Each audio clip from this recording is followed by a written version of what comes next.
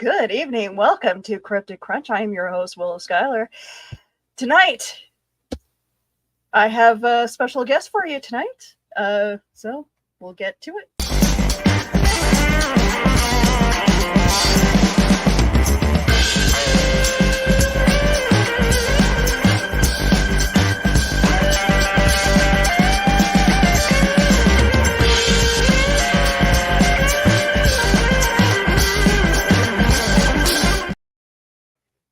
All right, so unfortunately, Keisha will not be joining us tonight, but Johnny will be. Hey there, friends and foes. Good evening, multiverse. I am so excited to have a Sunday night available to join Willow to talk about the Dover Demon. You just told the ghost that you'll be back next week, or? Yeah, pretty much. Luckily, I've got some help finally. So I'm able to do some things on Saturday and Sunday nights, and I'm not having to be, walking around the city 4 nights a week, just 2 nights a week. So that's been a blessing. And so yeah, and I thought this weekend was just going to be super chill and relaxed, and no. After going to the comic book shop Saturday morning, then it was time to go up to Clarksville, where my daughter is the lead costumer for the musical Urinetown. I was hearing the conversation from yesterday's show. Yeah. And so we went up there, and it was a whole evening thing, and that was fantastic. The show is amazing. You wouldn't think it would be great, but it's great. Tell our audience what the concept of this musical is. So Urinetown is about the United States in the future, and it's been 20 years of drought, and because of that, private water usage has been outlawed, which means you can't have a private toilet. You have to use the public paid toilets, and there's a huge disparity between the rich people's public toilets and the poor side of town, the other side of the tracks, because they have to use the true public toilet. And you know what that's all about. If you've ever used public transit, you get me. Well, it's funny because Winnipeg at one point, we were a classy city. We had what were called comfort stations, and they were like underground bathrooms. Okay. And they were, I remember them clear as day. I remember being in a couple of them downtown. They got rid of them. They has since closed them up, and I'm guessing they sealed them or whatever because of the homeless population.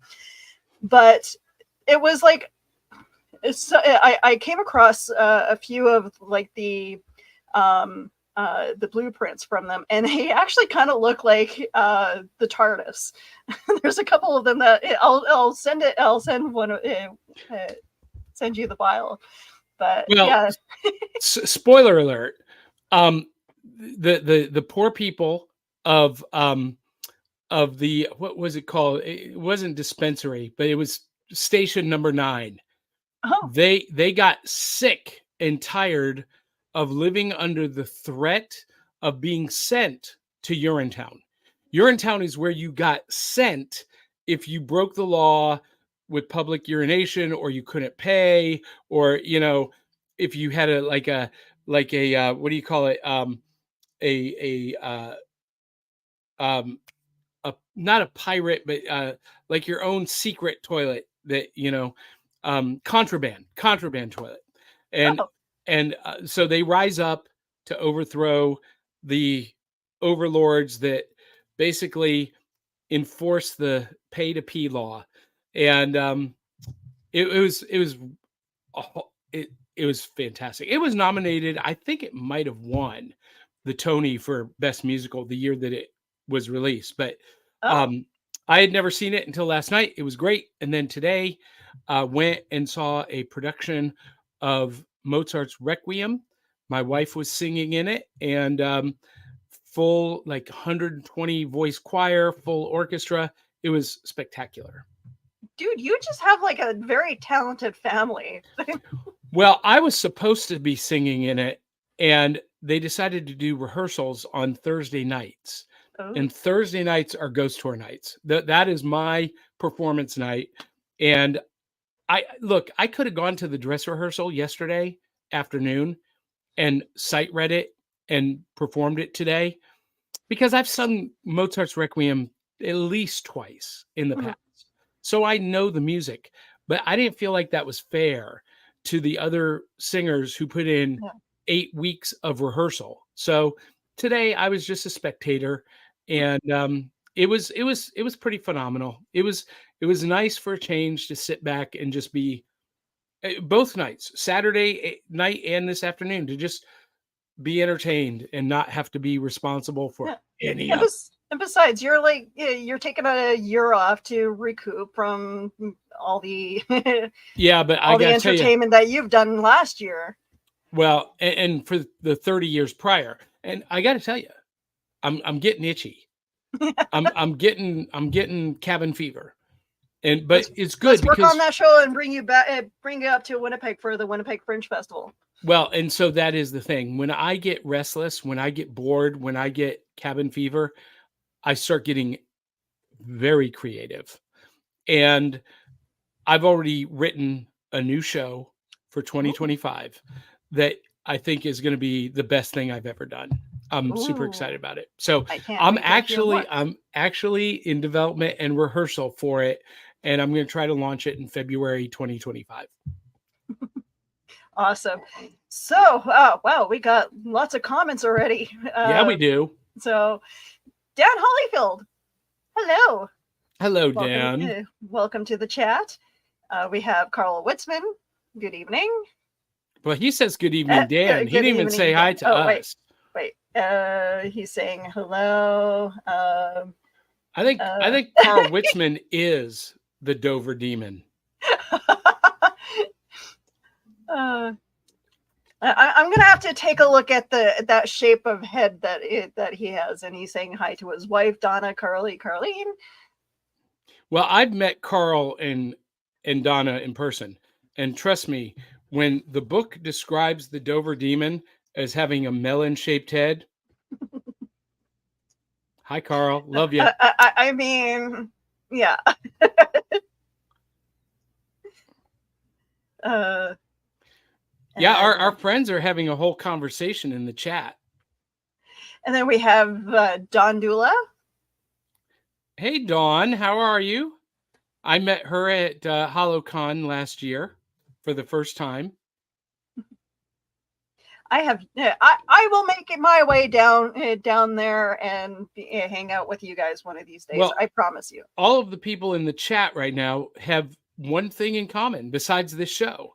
They have all attended and been guests at HoloCon. Even Eli T. Cash, who was with me one year that I was booked as a guest, and he has the world come to an end, he asks. Speaking of the devil, Eli T. Cash, I don't know. Has it come to an end? I don't think so. I'm not collecting bottle caps for currency yet. So Willow, I know that we are talking about the Dover Demon tonight, but Eli T. Cash is in the chat, and he lives here in the same town I live in, Gallatin, which is north of Nashville. And Eli, this is so serendipitous. Yesterday, someone posted on the Hip Gallatin Facebook group asking, I've heard there are tunnels under Gallatin. Is this true? And the answer is yes, it is true. There are tunnels all throughout Middle Tennessee, but in Gallatin, there were a series of tunnels built during the Civil War underneath the city for various purposes. But one of the legends is that there are diminutive imps, fae, fairies, Tommyknockers who Ooh. roam those tunnels. And sure enough, Eli, someone popped up into the chat and said, "Oh, it's real. I've seen them. I was chased by a goblin through the tunnels Oh. under Gallatin." Oh. We're gonna have to do. I know we talked about Tommyknockers some We time back. I we think may we need to may. revisit, because I feel like there's got to be someone out there who's been a coal miner and Yeah, have seen them personally. and then this week, I mean, I don't know. Getting ready for the show, um, all kinds of things started popping up on my feed this week. I got a video of Bigfoot from Yes. 13 years ago. Yes, and you sent it to me, and I have it right here.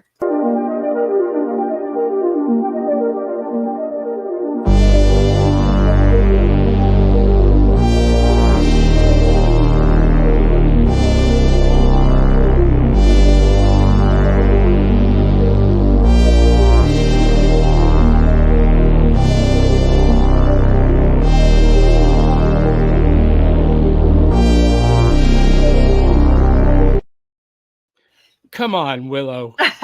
Now, look, I thought that was brand new footage, but you I told me it I was had from to look 13 years into ago. I had to look into it. I did my reverse lookup and found out that it was a video from 13 years ago. But Well, yeah, real truthfully, that's not that long ago. And look, that looks really convincing to me. the head kind of looks a bit big. Kind of reminds me of a buffalo, but that Well, you can see the hair is matted in different directions, which is an interesting. If you were going to fake it, that's not something someone would think to fake, Mhm. because that's something that naturally would, happen in the wild. Long hair gets matted and, goes crazy in different directions. But when you say it looks like shaped like a buffalo head, to me, it looks like the back of the cranial arch, which is very, very a distinctive feature of great apes. I mean, that looks real to me. And look, I am a avid member of the Bigfoot community, and I debunk videos all day long as Mhm. fake. When they're fake, I'm going to say they're fake. But when I see one like that, oh, I get so excited. Like, I know that there are lots of creatures out there that we have no idea about, and I know Bigfoot and Sasquatch reside in both our countries. No, well, not just our countries. In every country in the world, on every continent on the planet, they have almost identical stories. And the historian in me, the biblical scholar in me, the mythologist in me, says that there are no coincidences. And when you have something that is so prevalent in so many cultures everywhere in the world, there's got to be truth there somewhere. Mhm. It still just it aggravates me, because there's so many people that put out those trail cams and capture, all kinds of weird images, but trail cams aren't reliable. that Yeah, because they're not true video. They're stop photo, stop action photo. But um, I was having this discussion actually this afternoon in a big group, and the guy was asking, well, what other kind of archetypes are there that are actually real from history? And the answer is really simple. There are two that we can directly point to. One is dragons. I believe dragons were real and were hunted into extinction. But even if they were just myth, the basis of the myth exists today. Crocodiles, alligators, monitor lizards, the Komodo dragons. These are giant lizards. And did you see that picture from Australia this last week of the crocodile that was so big they thought it was an island at first? Oh, no, I did not see that one, but It's that's enormous.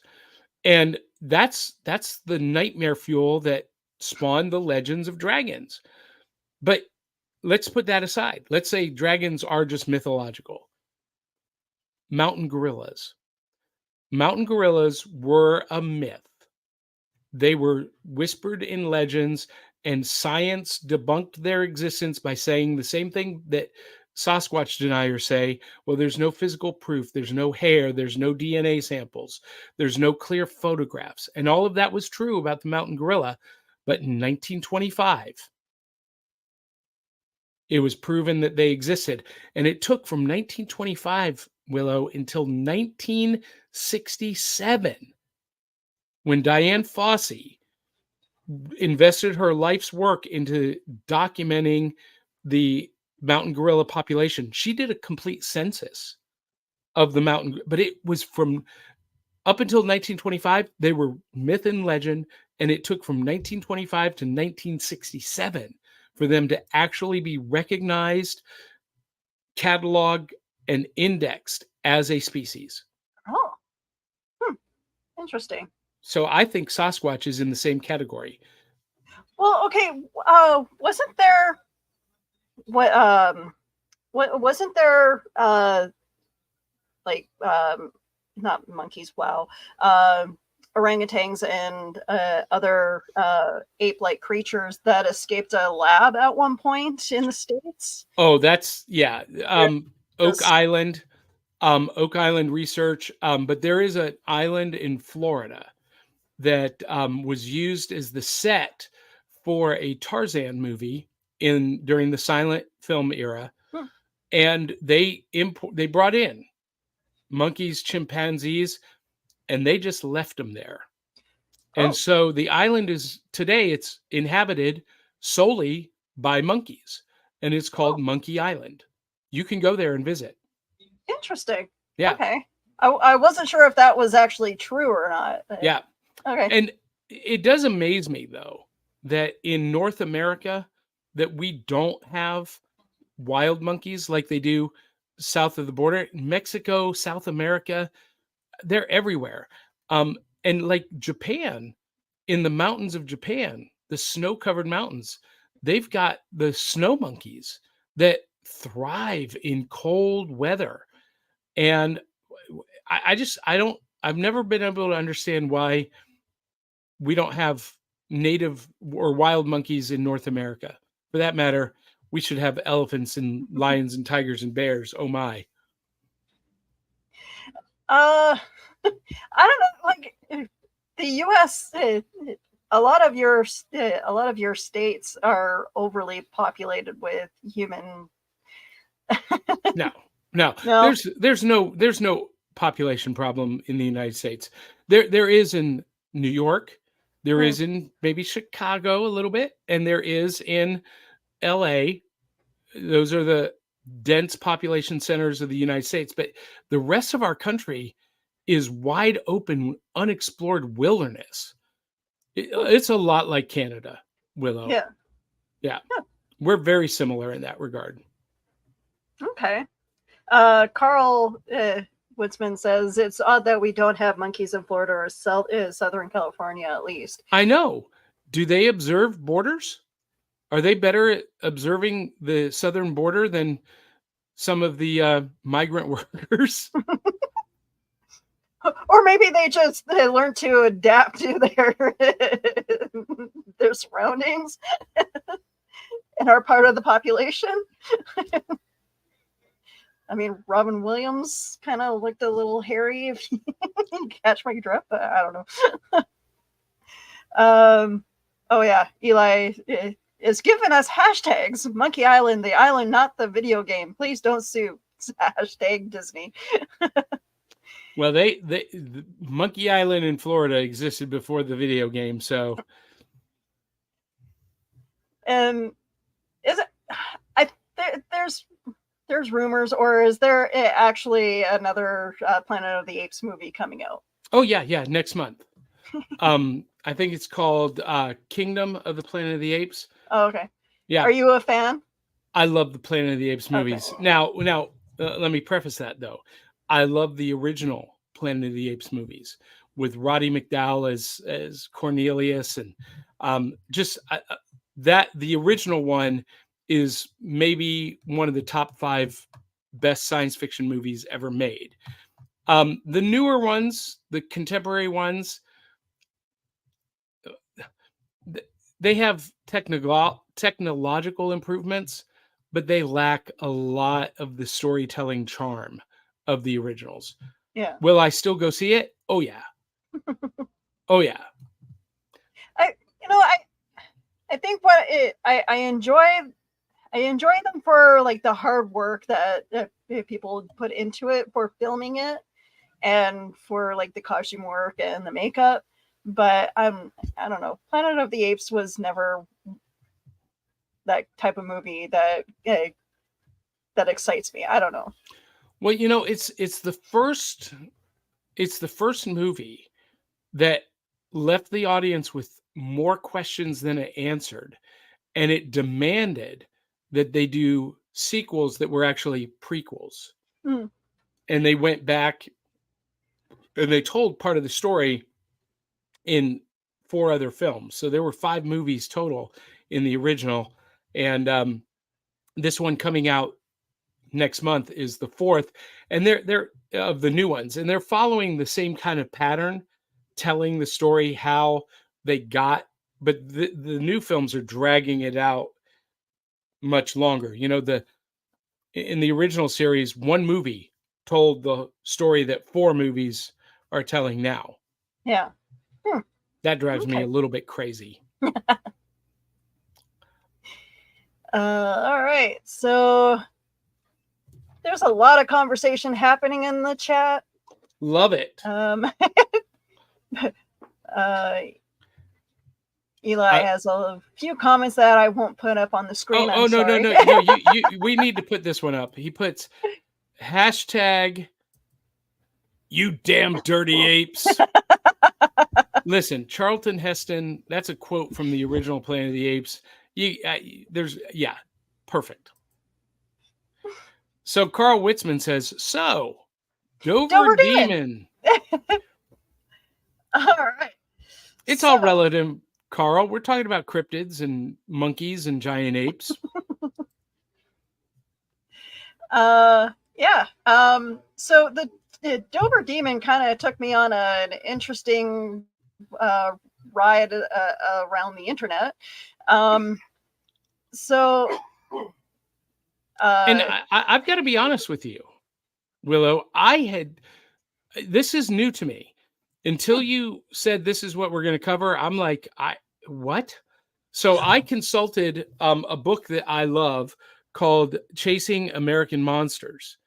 And it has a short couple paragraphs about the Dover Demon from Dover.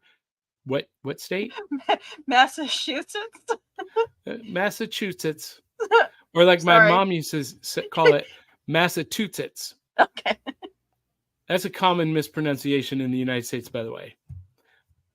It took me a while. I'm like, in order to do the video for TikTok, I had to say that word over and over just to get it right in my head. But for some reason, my tongue just doesn't want to work. All right, here we go. That word. Repeat after me. Massa. Chew. Sets. Okay. Massachusetts. Sets. Okay. Massachusetts. Oh, now you say it. Massachusetts. Ta-da! Yay! So tell us about the Dover Demon, because I'm learning with our audience.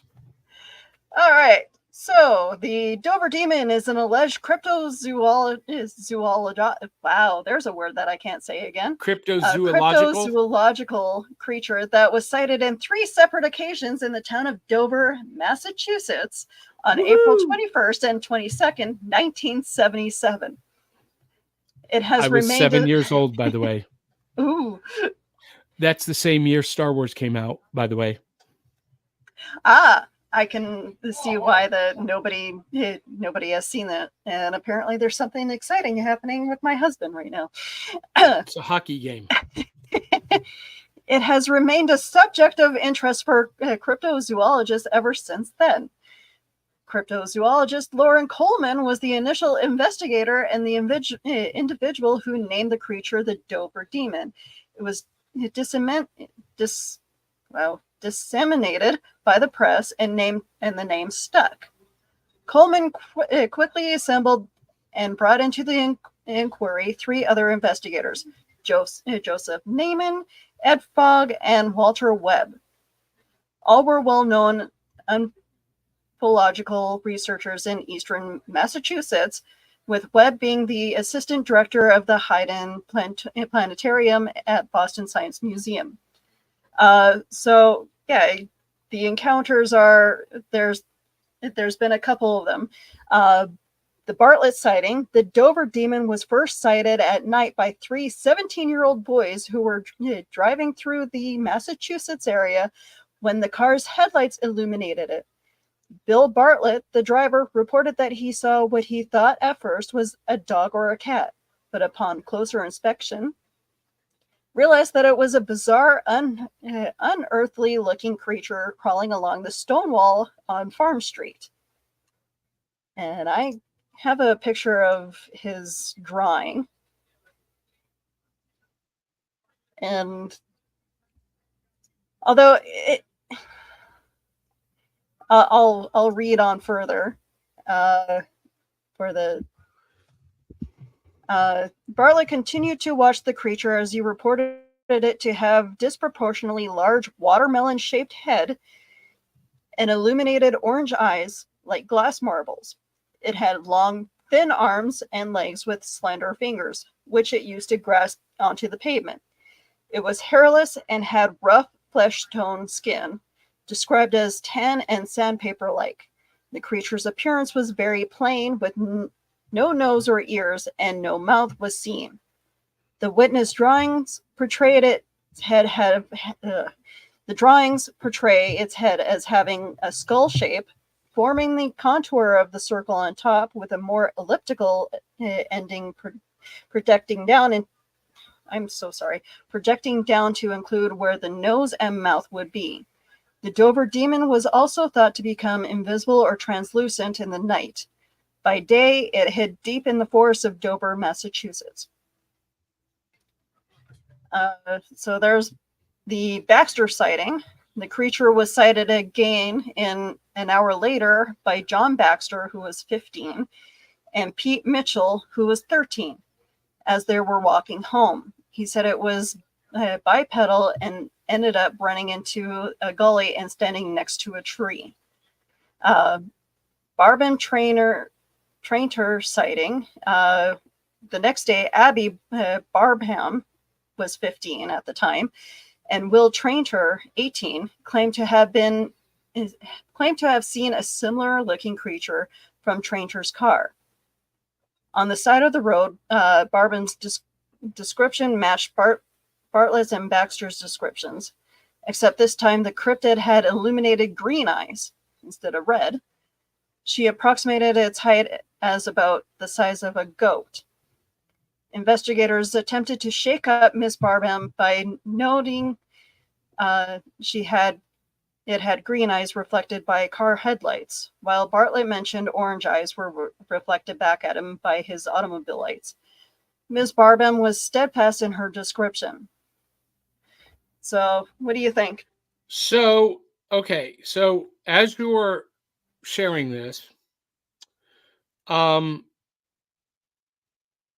looking at other images, and every image, every description is pretty similar.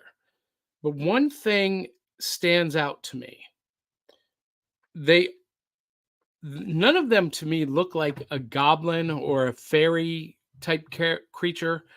Not like the traditional Tommy knockers or gremlins. what it looks like to me is an alien, like Hmm. a gray. Yeah. Um, the way that grays are described. And I'm just looking to see if there were any UFO sightings reported that same time period. Mm. Aha.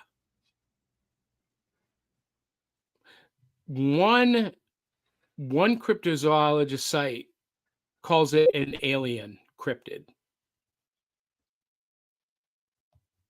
Oh, here's a UFO sightings map for Massachusetts. Let's see what we get for. Oh no, it doesn't have by date. You know what? I would love to know if there were any UFO sightings in that same week. Because Hmm. I'm not saying it's an alien, but it's aliens. Aliens. Hmm. Yeah, and here's the other thing that makes me dubious about this. And I know everyone's going, wait a minute, John's the skeptic? Yeah, right now I am, because the witnesses are all teenagers. 3 17-year-old kids, uh, 2 15-year-old kids. I mean, Yeah. come on. If one of the witnesses was a Navy SEAL and the other was, Carl Sheridan, the police officer, I'd be a little bit more willing to give this some credence. And I have to tell this story because okay, so I'm no longer friends with this guy, and you guys will find out why. So years ago, before I got married to Joe, I was dating another guy, but we were driving back, I think from Winnipeg, and one of our friends in the back seat, he's looking out and he goes, "Do you guys see that?" And we're like, "See what?" It's like it looks like a white creature following our car, and I'm just like, "White creature?" And he's like, "Oh, never mind. It's just the light shining on the train tracks." And I'm just like, "Are you high?" How do you confuse lights reflecting with a creature? What? He's like, "It's like the size of a deer," and I'm just like, "I don't see anything." Yeah, what he was seeing was the moonlight reflecting from on the train tracks. Okay. So here's the closest thing I found. The Allagash abductions of 1976, Allagash, Massachusetts. I don't know how close that is to Dover, Hmm. but that all 4 of the witnesses under hypnosis described a creature very similar to the Dover demon. And could it be, just hear me out here, could it be that these teenagers, like me, in 1977, were fans of shows like In Search of, and they saw these abductions reported in, the alternative press or even the mainstream press, who knows? And they believed so hard that when they saw a hairless cat, they were convinced it was an alien creature. Yeah, I can believe that. Yeah, the hairless cats are kind of creepy. I mean, because look, I fully believe in chupacabra, but I also believe that we have figured out what it is. It's a hairless coyote.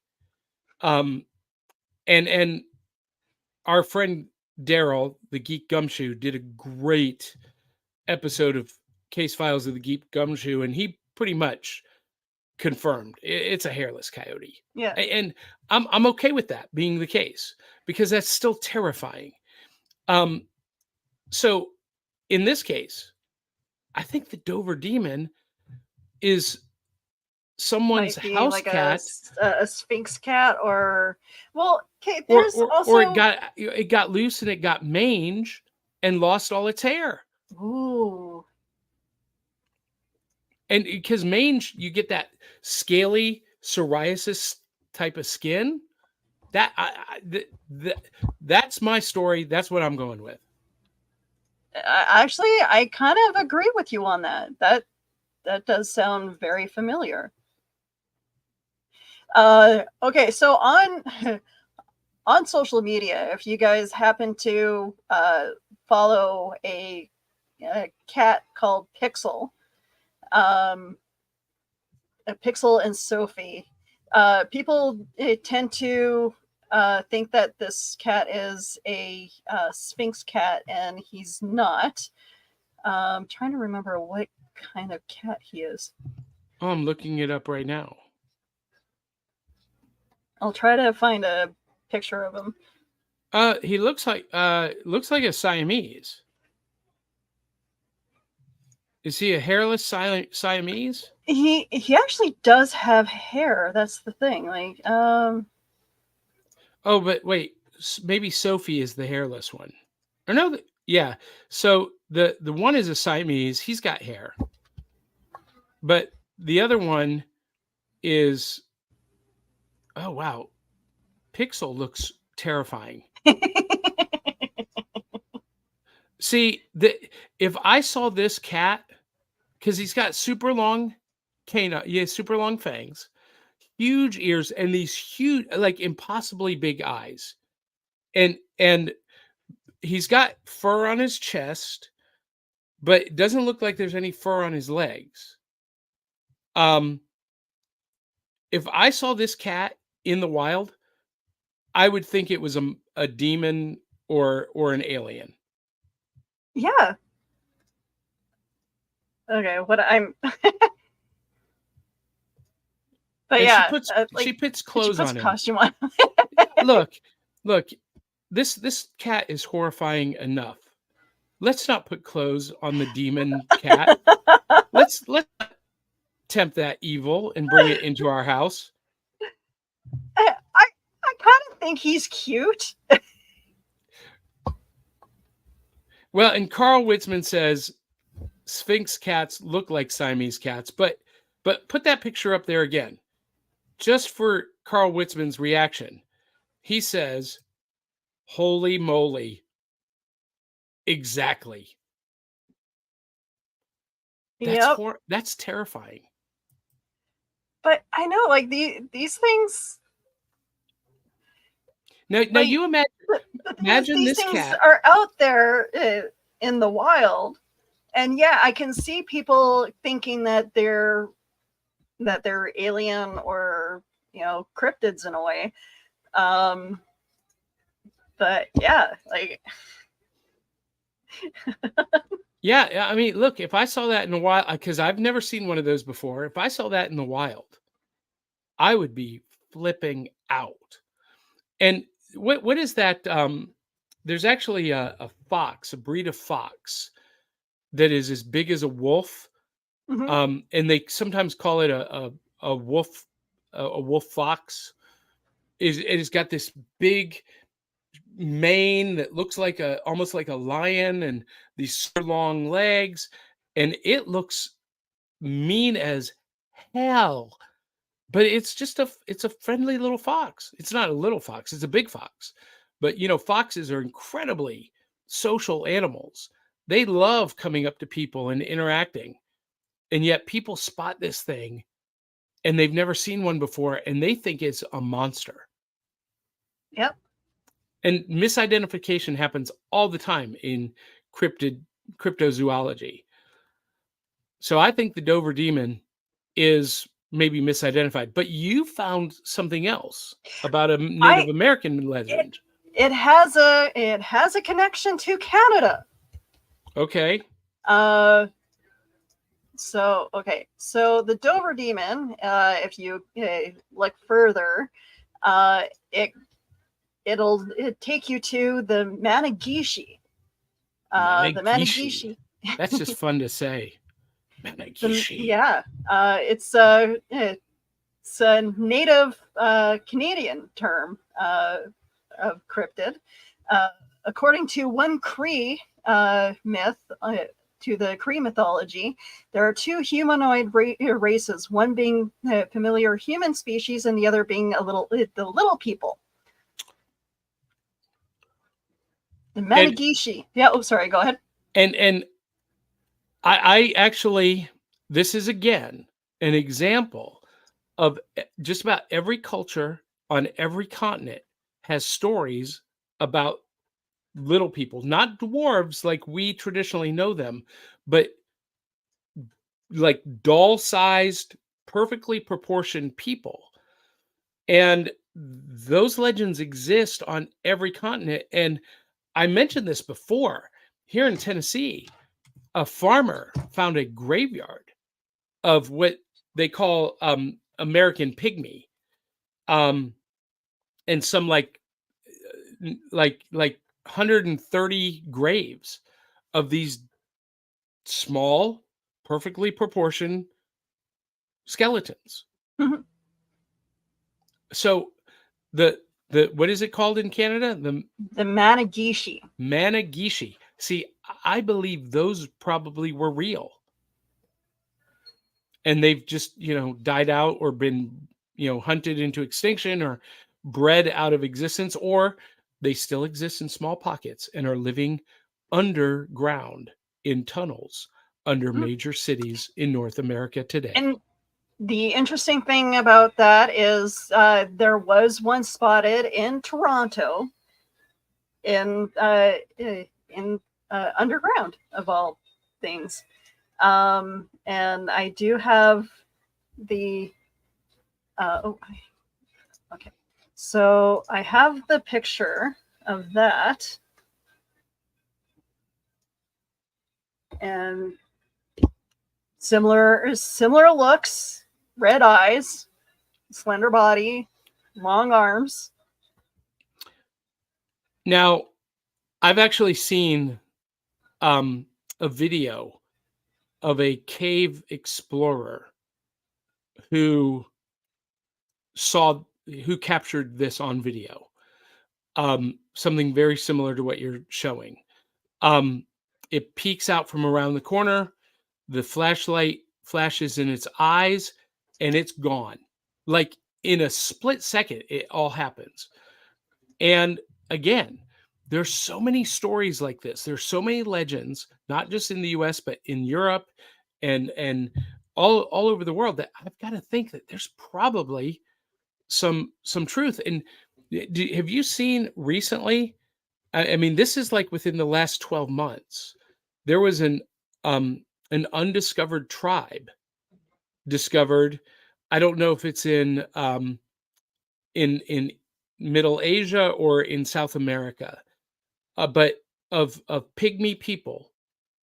And their video, you can see the documentary film, and they have long hair that grows. It's become overgrown and matted, and they're almost jet black, but they're diminutive. And they're clearly humans, but they have lived in isolation as a tribe for so long, and we've just never seen them before now.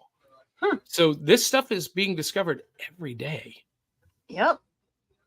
Someone out there knows exactly what I'm talking about. They've seen that video of the pygmy people. I'll have to look it up for sure. But yeah, the city of Toronto once had numerous streams and waterways that now exist underground, buried and running through tunnel and sewer systems. The Algonquin tribes of Canada, including Cree, spoke of small men like hairy creatures, the Mannegishi, that thrive in these rivers before they were hidden away from the public. In 1978, a similar monkey-like creature was sighted living in an underground tunnel in Toronto. Well, that's what I believe. It's probably a monkey. Someone set this monkey loose in Toronto, and it found its way down to the sewer because that's where, actually, believe it or not, a lot of food can be available. I mean, again, I just feel like it's if they are monkey-like creatures, they definitely managed to find their way into our society.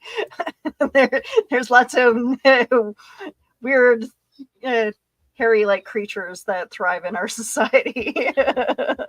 Okay, so Carl Witzman says it's the folks of North Sentinel Island near India is Oh, similar to what I described. And they were just discovered like recently. those aren't the ones that were that Christians were trying to No, that was that was a invade. no. That was a that's an interesting story. It was made into a movie called Tip of the Spear. And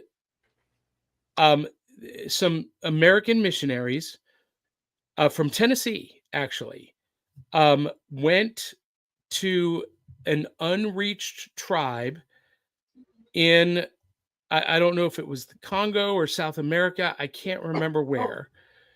And they went to evangelize them. And the natives were cannibals, and they killed them and ate them. But here's what's remarkable: through, other people came, and eventually that entire tribe, they apologized, they gave up cannibalism, and they became Christians, and they are now a Christian tribe. It's a fascinating movie, Tip of the Spear. It's a true story. Eli goes, creatures finding their way into society. Wait, we're talking about cryptids, not me. No, we're talking about you, Eli. We are definitely you are definitely a diminutive cryptid. Dan says tarsier. I hope I'm saying that right. I think that's right. I don't know what that is. Tarsier. Now I got to Google it. Yep.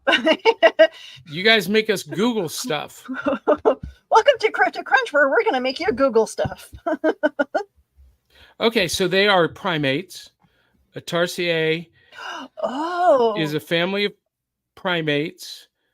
Although the group was prehistorically more globally widespread, they are today living in the maritime Southeast Asia. Okay, so this is definitely a possibility. So if you can get a picture of a Filipino tarsier, this, I know people have seen these and thought that they were alien creatures because it looks like an alien creature, but they're a breed of monkey. And while you're looking at that, Carl Witzman says, Donna, the cannibals that John described in the movie sound like those on an episode of Josh Gates, where they couldn't step on that tree. Well, it could be, Carl. I mean, those undiscovered, unreached tribes are all over the place. I mean, we're discovering new people in the Amazon rainforest, in the Congo, that we never knew were ever there before. See, I'm so glad that I'm learning about these creatures, because people like me need to stop thinking that, oh, it's so cute, I want to cuddle it. Well, so here's the funny thing about this. This does look horrific, but these are incredibly social, very sweet animals. Until it tries to rip off your face. Well, no, because you see the reason they have such big eyes is because they're mostly nocturnal, and they eat fruit and insects. So they're of no worry to people. Yeah.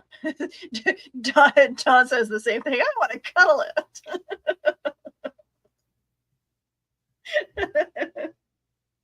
I'm glad I'm not the only one.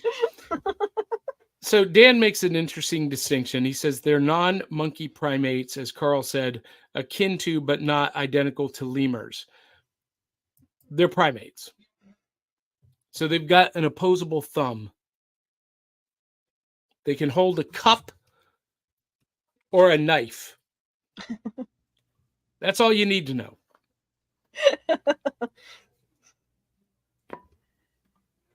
Makes me thank God that my cat, who was polydactyl, couldn't open doors.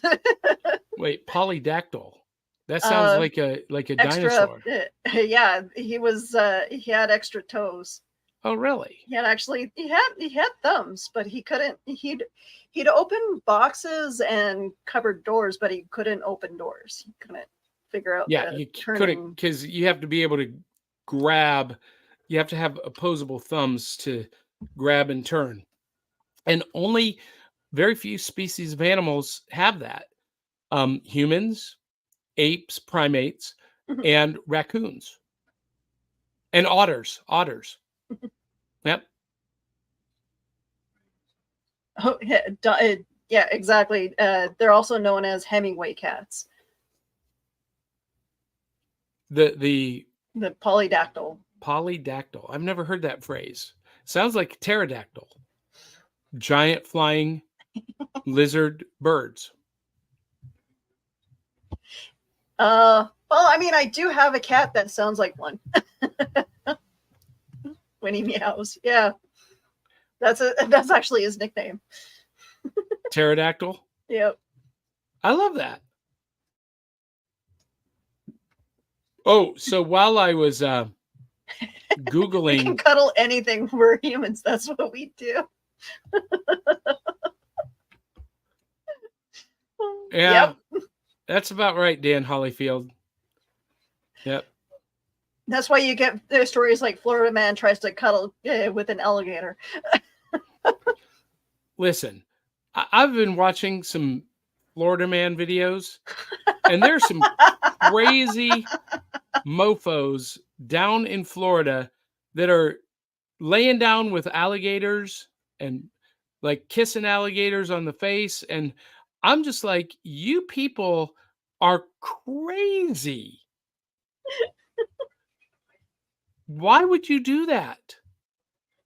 And like one guy has an alligator that he walks on a leash as a pet. Now here's the thing. I get it. He's like, oh, I raised him since he was a hatchling, since a baby. He knows me. But here's the problem. This has been scientifically documented. Reptiles, have no memory. They don't remember people. Oh. They can't remember you. They have no loyalty to you. So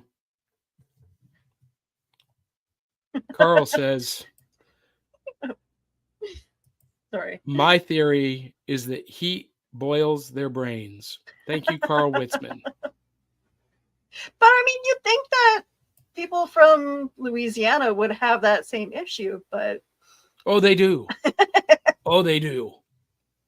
That whole area of the country. Listen, Willow, you have not experienced crazy until you come to the United States.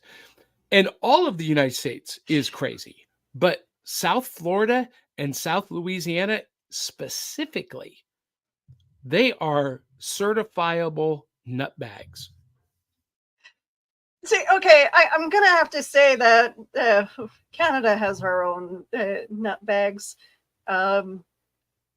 Hence why a lot of people from Manitoba go to Florida.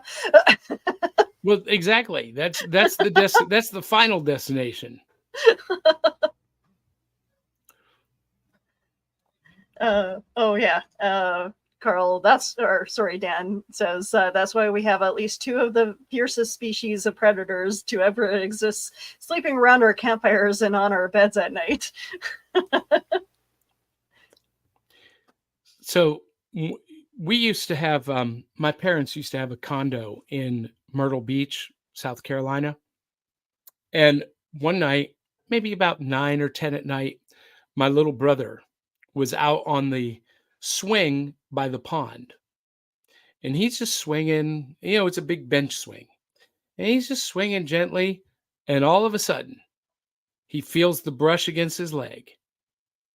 And he turned to look, and he didn't see anything at first. And then he turned back toward the pond and he saw the alligator tail going into the water. He ran. Yeah. I'm trying to think of a euphemism to use. I can't think of one, but he ran like the Dickens. He ran like the devil was on his back. That alligator was not hungry enough, I take it. Well, apparently, from what I hear, they don't like the taste of human flesh. Oh, I thought that was shark for some reason. Shark too. Shark will take a bite out of you and then let you go. They never eat the whole thing. Huh. Just enough to get a taste and be like, yeah, I don't like that. Or some people just say it's their way of saying hello. It's a hello bite. Hello. Ah. Yeah, we're too salty. That's probably true. Too salty and too fattening. All right. Well, that's a survival mechanism. So everybody out there listening, if you want to survive an attack by a shark or an alligator, you just load up on salt and eat as many carbs as you can. Don't shower and eat a lot of junk food. Well, then you'd be susceptible to pigs. And pigs do like the taste of human flesh. Okay. Pigs will eat anything. And they'll eat you. I'm just saying. Yep. All right. So, Johnny, thank you very much for joining me on this show. We took some interesting turns. So, yeah. Let's see. We went from Sasquatch to it gave me a thumbs up on the screen. I like that. We went from Sasquatch to dragons to Dover demons to aliens to crazy Florida people, alligators and sharks, and then ended up with man-eating pigs. That's because you're welcome. The show is never on track in the way I like it. Well, there are enough shows out there that just give you the facts, ma'am. Only here can we be irreverent and, give you the facts of the case, but then say, I don't know. And that's why we have no other cryptozoologist specialists who want to be on our show, because we don't take it seriously enough. I forgot to put this warning up at the beginning. The following podcast may be disturbing to some diehard cryptid hunters. We're all here to have a good time, so sit back, have a drink, and let's learn together about myths, monsters, and legends. And there's a reason now why. You play that. Yes, now you put that up. Way to go there, Willow. I always forget to put that up. Everybody, we are podcast professionals. Do not try this at home. There is a reason why I describe the show as very tongue-in-cheek. And we don't take ourselves serious at all. So don't expect to have a serious conversation with us about cryptids.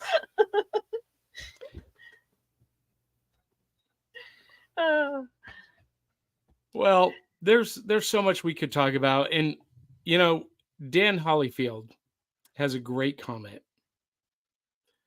Well, first of all, Carl Witzman says, and here I thought that it was Keisha that threw things off track. No, we just tend to give Keisha a longer leash. And then Dan Hollyfield says, someone once thought that giving food to saber-toothed tigers and dire wolves was a good idea. And that's how we got cats and dogs eventually. So what are you saying, Dan? Are you saying that snuggling up with alligators is going to give us some kind of domesticated lizard that we take on walks in the backyard? What are you saying? I guess that's how evolution works. Humans will try to domesticate anything. Like, honestly, we'll see something that looks cute enough to want to take home. So that's the only explanation for flea circuses. I think I just broke Willow. All right, Johnny, where can we find you on social media? Everywhere. Johnny Beyond on social media. But you know what? You can find us at cerealboxnetwork.com or backofthecerealbox.fun. That is a great place to start. And yeah. So and we're also on Patreon. Yes, so we are. If you like this show and you want to contribute to getting us upgrades on our technology, actually, there's no problem with your technology, Willow. You just need it closer. I'm sorry. There you go. There you go. I need a microphone stand that actually is a little closer. You're right. Yeah, we need a boom stand. One of those swing arm boom stands. You can put it right here. I promise you, I will clean my office so that I can put my computer up there. Yeah. You've been saying that for 2 years now, Willow. We all know that ain't gonna happen. So, Willow, so if you put that microphone real close and whisper with that sexy voice. All right. Patreon.com/cerealboxpodcast. Oh my God. That makes me want to contribute. All right. You guys can find me all over social media. I am somewhat the social media socialite. I'm also on Threads. So yeah, find me Twitter, Twitch, TikTok, Facebook, YouTube, all over. So yeah, you guys have a great evening. Thank you for joining us, and yeah, keep finding those cryptids for us. Mwah. Comic Books for Kids provides comic books to kids in hospitals and cancer centers across the U.S. It's a place where we can all work together to make sure every child has a comic book. 100% of all proceeds go towards the kids. It's about making a difference, and while they're in the hospital, allowing them to fly like a superhero, battle dragons, or rescue teddy bears. We are in every state in the country and now support over 160 hospitals. Every month, we add more. Visit cb4k.org.